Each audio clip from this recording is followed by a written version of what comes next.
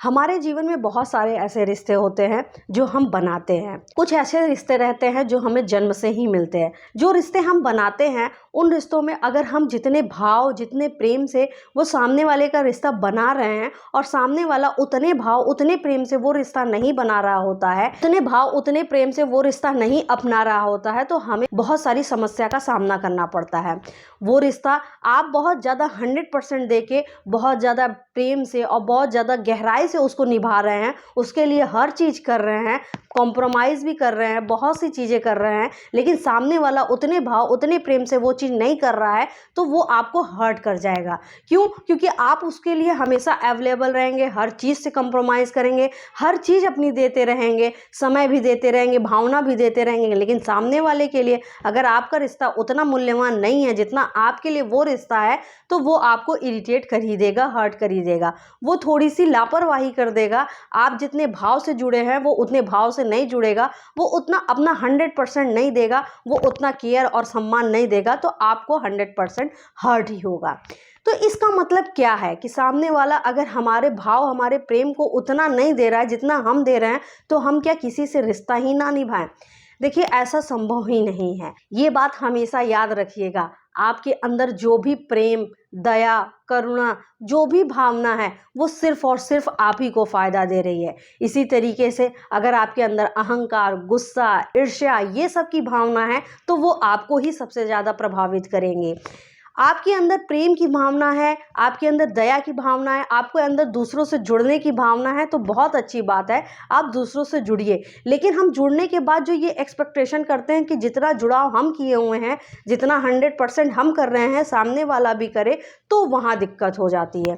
देखिए, ऐसा नहीं है कि कोई भी ऐसा नहीं करता है। बहुत सारे लोग होते हैं जो एक दूसरे को उतना ही प्रेम, उतने ही भाव से करते हैं। वो रिश्ता काफ़ी मजबूत होता है और काफ़ी गहरा भी होता है।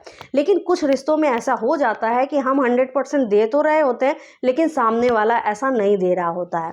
तो यहाँ पे ये बात आपको याद रखनी है कि अगर हम किसी से बहुत ज़्यादा भाव, प्रेम, लगाव से अगर जुड़ रहे हैं, तो ये हमारे अंदर की क्वालिटी है जो कि निकल के हमें सामने वाले के प्रति जोड़ रही है।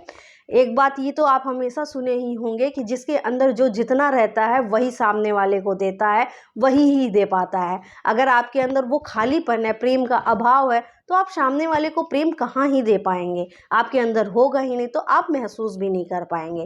इसीलिए अगर आप सामने वाले से उतने ही प्रेम भाव से अगर जुड़ना चाहते हैं, बिल्कुल जुड़िए। लेकिन अगर आप उसके बदले में एक्सपेक्टेशन कर रहे हैं कि सामने वाला भी वही सब चीज़ करे जो आप चाहते हैं, तो वहाँ पे आप फंस जाएंगे थोड़ा सा और इरिटेट होने लगेंगे।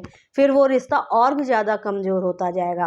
आपके अंदर जितनी प्रेम, जितनी भावना है, वो सब आपके अंदर है, आप ही के अंदर से वो निकल रही है, तो उसे आप ही महसूस कीजिए। इन सब चीज़ों पे आप बहुत ज़्यादा अगर ध्यान देंगे तो आप बहुत ज़्यादा परेशान होते जाएंगे। इसीलिए अगर आप किसी से प्रेम करना चाहते हैं, किसी से बहुत ज़्यादा भाव से जुड़ना चाहते हैं, बिल्कुल जुड़िए, क्योंकि वो आपको इतना ज़्यादा लाभ देगा जितना कि सामने वाले को नहीं देगा। हमारे अंदर से जो भी चीज़ निकलती है वो सबसे पहले हमें लाभ देती है, सामने वाले को तो बाद में देती है, अगर सामने वाला चाहे तो, लेकिन उससे ज़्यादा लाभ हमें खुद में देती है। इसलिए यही आपका चयन है कि आपको अपने अंदर क्या चाहिए। अगर आपको अपने अंदर ईर्ष्या, अहंकार, लड़ाई झगड़ा, ये सारी भावनाएं चाहिए, तो आप निश्चित वही ले लीजिए। लेकिन आपके अंदर ये चाहिए कि मेरे अंदर सिर्फ और सिर्फ हम प्रेम भावना से जुड़े हुए रहे, हमारे अंदर करुणा, दया रहे, तो आप वो भावना जोड़ लीजिए।